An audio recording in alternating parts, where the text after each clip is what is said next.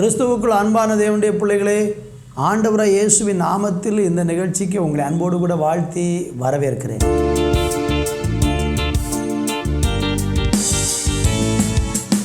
என் மீது அன்பு கூர்ந்து பலியானி சிலுவையிலே எனக்காய் இரத்தம் சிந்தி கழுவினீர் குற்றம் நீங்க பிரித்தெடுத்தீர் பிறக்கும் முன்னால் உமக்கென்று வாழ்ந்திட பிரித்தெடுத்தீர் பிறக்கும் முன்னால் உமக்கென்று வாழ்ந்திட ஆராதனை உமக்கே என்றும் அனுதினமும் உமக்கே எங்கள் ஆராதனை உமக்கே என்றும் அனுதினமும் உமக்கே. பிதாவான என் தெய்வமே, தகப்பனே தந்தையே, பிதாவான என் தெய்வமே, தகப்பனே தந்தையே, மாட்சிமையும் மகத்துவமும் உமக்குத்தானே என்றென்றைக்கும். மாட்சிமையும் மகத்துவமும் உமக்குத்தானே என்றென்றைக்கும். வல்லமையும் மகிமையும் தகப்பனே உமக்குத்தானே. வல்லமையும் மகிமையும் தகப்பனே உமக்குத்தானே. என் மீது அன்பு கூர்ந்து பலியானி சிலுவையிலே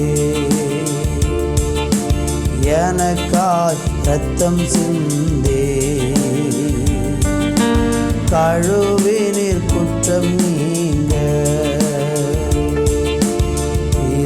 பிரித்தெடுத்தீர் பிறக்கும் முன்னா உமக்கென்று வாழ்ந்திட பிரித்தெடுத்தீர் பிறக்கும் முன்னா உமக்கென்று வாழ்ந்திட ஆராதனை உமக்கே எங்கள் அனுதினமும் உமக்கே. ஆராதனை உமக்கே எங்கள் அனுதினமும் உமக்கே. என் மீது அன்பு கூர்ந்து பலியானி சிலுவையிலே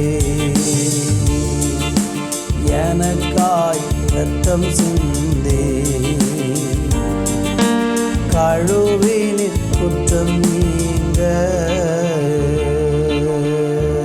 பிதாவே, உம்மை நன்றியோடு துதிக்கிறோம்.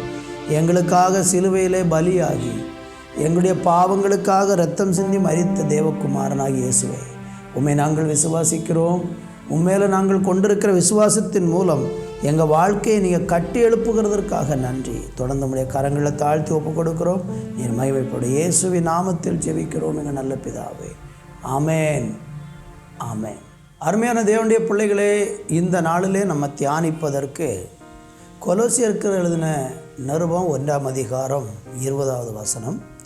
அவர் சிலுவையில் சிந்தின இரத்தத்தினாலே சமாதானத்தை உண்டாக்கி பூலோகத்தில் உள்ளவைகள் பரலோகத்தில் உள்ளவைகள் யாவையும் அவர் மூலமாக தமக்கு ஒப்புரவாக்கி கொள்ள அவருக்கு பிரியமாயிற்று. அவர் சிலுவையில் சிந்தின இரத்தத்தினாலே சமாதானத்தை அவர் உண்டாக்கினார் என்று நம்ம பார்க்கிறோம்.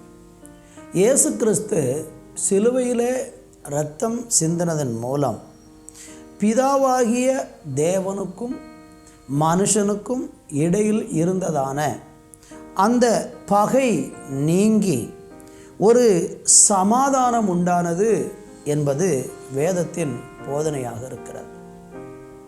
முதல் மனுஷனாகிய ஆதாமும் ஏவாளும் பாவம் செய்த போது அந்த தேவனோடு கூட உள்ள சமாதானத்தை அவர்கள் இழந்து விட்டார்கள்.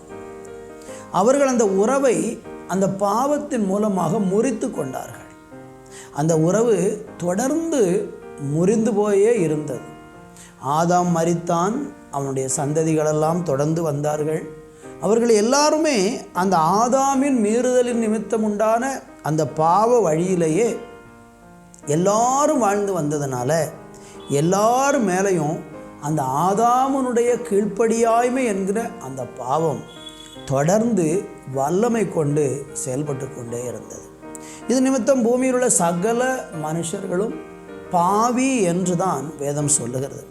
நீங்கள் ரோமர் எழுதின நிருபம் 3ஆம் அதிகாரம் 10, 13, 11 வசனங்களெல்லாம் படித்து பார்த்தீங்கன்னா ஒருவர் கூட நீதிமான் இல்லை என்று சொல்லப்படுகிறதை பார்க்கிறோம். ரோமர் எழுதின நிருபம் 6ஆம் அதிகாரம் கடைசியில் நீங்கள் படிச்சிங்கன்னா பாவத்தின் சம்பளம் மரணம், தேவனுடைய கிருபை வரமோ நம்முடைய கர்த்தரால் இயேசு கிறிஸ்துவினால் உண்டான நித்திய ஜீவன் என்று போட்டிருக்கிறது. அருமையானவர்களே, இந்த ஆதாம் ஏவாள் செய்த பாவத்தின் நிமித்தம் பூமியில் அத்தனை மனுஷனும் பாவியாக இருந்ததுனால தேவனோடு கூடுள்ள உறவு முறிந்து போயிருந்தது. அந்த பாவத்தின் பலன் அவங்களை பாதித்து கொண்டே இருந்தது, அவங்களை பல விதத்தில் அழித்து கொண்டே இருந்தது. இந்த பாவ பாதிப்பு இருந்து விடுதலையாக்குவதற்காக இயேசு கிறிஸ்து இந்த பூமிக்கு மனுஷனாக இறங்கி வந்து சிலுவையிலே இரத்தத்தை சிந்தி நம்முடைய எல்லா மீறுதல்களையும் அக்கிரமங்களையும் பாவங்களையும் இயேசு தம்முடைய தோளின் மேலே சுமந்து அவர் சிலுவையில் இரத்த சிந்து மரித்து அடக்கம் பண்ணப்பட்டு 3ஆவது நாள் உயிர்த்தெழுந்ததுனால அந்த பாவம் செய்ததன் நிமித்தம் மனிதனுக்கும் தேவனுக்கும் இடையில் இருந்ததான அந்த பகையானது நீங்கி கடவுளோடு கூட ஒரு நல்ல உறவு அவனுக்கு கிடைத்தது. இந்த வார்த்தையை கேட்டுக்கொண்டிருக்கிற நீங்கள் பாவத்தில் வாழ்ந்து கொண்டிருக்கிறீங்க, பாவ அடிமைத்தனத்தில் இருக்கிறீங்க, உங்கள் பாவம் இன்னும் மன்னிக்கப்படலை, பாவம் மன்னிக்கப்பட்ட நிச்சயம் உங்களுக்கு இல்லாமல் இருக்கிறது என்றால் இன்றைக்கு இயேசு அண்டைக்கு வந்தால் சிலுவையில் சிந்தின அந்த இரத்தத்தின் மூலம் உங்களுடைய பாவங்களையெல்லாம் அவர் கழுவி உங்களை பரிசுத்தமாக்கி கடவுளோடு கூட ஒப்புரவாகிற ஒரு வாழ்க்கையை அவர் தருவார். இன்னும் எபேசியர் 2:16 சொல்லுகிறது, பகையை சிலுவையினால் கொன்று அதனால இருதரத்தாரையும் ஒரே சரீரமாக தேவனுக்கு ஒப்புரவாக்கினார் என்று சொல்லப்பட்டிருக்கிறது. அப்போ பகையை சிலுவையில் இயேசு கொன்றார். என்ன பகை? மனுஷனுக்கும் தேவனுக்கும் இடையில் இருந்த அந்த பாவத்து நிமித்தம் உண்டான பகையை இயேசு சிலுவையில் என்ன செஞ்சாருன்னா கொன்று இருதரத்தாரையும் ஒன்றுபடுத்தினார் என்று வேதத்தில் நம்ம பார்க்கிறோம். என்னை கேட்டுக்கொண்டிருக்கிற அருமையானவர்களே, ஸ்தோத்திரம். இந்த நாளிலையும் கூட நீங்கள் சிலுவையில் ஆண்டவரை இயேசு சிந்தின இரத்தத்தின் மூலம் அந்த பாவ மன்னிப்பை நீங்கள் பெற விரும்புகிறீங்க அப்படி சொன்னால் இன்றைக்கி இயேசு கிறிஸ்துவ உங்கள் இரட்சகராக ஏற்றுக்கொள்ளுங்க. அவரை நீங்கள் விசுவாசித்து அவரை நீங்கள் வாயினாலே அறிக்கை செய்து நான் இயேசுவை பின்பற்ற விரும்புகிறேன், இயேசு என்னுடைய பாவங்களையெல்லாம் மன்னிச்சார்னு சொல்லி நீங்கள் நம்பினா இயேசு உங்களுக்கு விடுதலை தருவார். 1 பேதுரு 2:24 சொல்லுகிறது, நாம் பாவங்களுக்கு செத்து நீதிக்கு பிழைத்திருக்கும்படிக்கு அவர்தாமே தமது சரீரத்தில் நம்முடைய பாவங்களை சிலுவையில் சுமந்தார், அவருடைய தழும்புகளால் குணமாகிறோம். அருமையானவர்களே, நாம் பாவத்துக்கு செத்து நீதிக்கு பிழைப்பதற்கு அவருடைய சரீரத்தில் நம்முடைய பாவங்களை சுமந்திருக்கிறார். இயேசு சுமந்தது வெறும் சிலுவை அல்ல, பூமியில் உள்ள சகல மனுஷனுடைய பாவத்தை அவர் சுமந்திருக்கிறார். யோவான் ஸ்நானகன் இயேசுவை பார்த்து சொல்லுகிறார், இதோ உலகத்தின் பாவத்தை சுமந்து தீர்க்கிற தேவனுடைய ஆட்டுக்குட்டி என்று இயேசு சொல்லுகிறார். இன்றைக்கு உங்கள் வாழ்க்கையில் உள்ள எல்லா பிரச்சனைக்கும் தீர்வு கிடைக்கணும்னா அதற்கு ஒரே ஒரு காரியம் உங்கள் வாழ்க்கையில் நடந்தால் போதும். நீங்கள் பாவ மன்னிப்பை பெற வேண்டும். இயேசு கிறிஸ்துவை விசுவாசிக்கிறதின் மூலம் அந்த பாவ மன்னிப்பை இயேசு உங்களுக்கு இலவசமாய் கொடுப்பார். அப்படி நீங்கள் இயேசுவை விசுவாசித்து பாவ மன்னிப்பை பெற்றுவிட்டால் நீங்கள் தேவனுடைய பிள்ளை என்கிற அந்த ஸ்லாக்கியத்தை பெறுவீர்கள். அந்த தேவனுடைய பிள்ளை என்கிற ஸ்லாக்கியத்தை நீங்கள் பெற்ற பிறகு உங்களுக்கும் தேவனுக்கும் இடையில் நல்ல ஆழமான தகப்பன் பிள்ளை என்கிற ஒரு உறவு உண்டாகும். அது நிமித்தம் உங்கள் குடும்பம் ஆசீர்வதிக்கப்படும், உங்கள் சரீரம் ஆசீர்வதிக்கப்படும். உங்களுக்கு ஆமென் தேவனோடு கூட நித்தியத்தில் வாழக்கூடிய பாக்கியமும் ஆண்டவர் தருவார். நான் உங்களுக்காக ஜெபிக்க விரும்புகிறேன். நீங்கள் என்ன பாவத்தின் அடிமைத்தனத்தில் இன்றைக்கி சிக்கி விடுதல் இல்லாமல் இருந்தாலும் கவலைப்பட வேண்டாம். இயேசுவே எனக்கு பாவ மன்னிப்பு வேணும்னு கூப்பிடுங்க. கர்த்தர் உங்களுக்கு உதவி செய்வார். நல்ல தகப்பனே, உங்கள் பிள்ளைகள் இன்றைக்கி யாரெல்லாம் பாவ மன்னிப்பை விரும்பி கேட்குறாங்களோ, பாவத்தின் அடிமைத்தனத்திலிருந்து விடுதலை ஆகி தேவனுடைய பிள்ளையாக மாறணும், பாவத்தின் சம்பளமாகிய நரகத்தில் நான் போக விரும்பலை, இயேசுவின் இரத்தத்தினால நான் இன்றைக்கு பரிசுத்தமாக்கப்பட விரும்புகிறேன் என்று நோக்கி கெஞ்சுகிறார்களோ, கூப்பிடுகிறார்களோ, அவர்களுடைய வாழ்க்கையில் இன்றைக்கு அந்த பாவ அடிமைத்தனத்திலிருந்து ஒரு விடுதலை கொடும். இயேசுவின் நாமத்தில் பிதாவே, ஆமேன், ஆமேன்.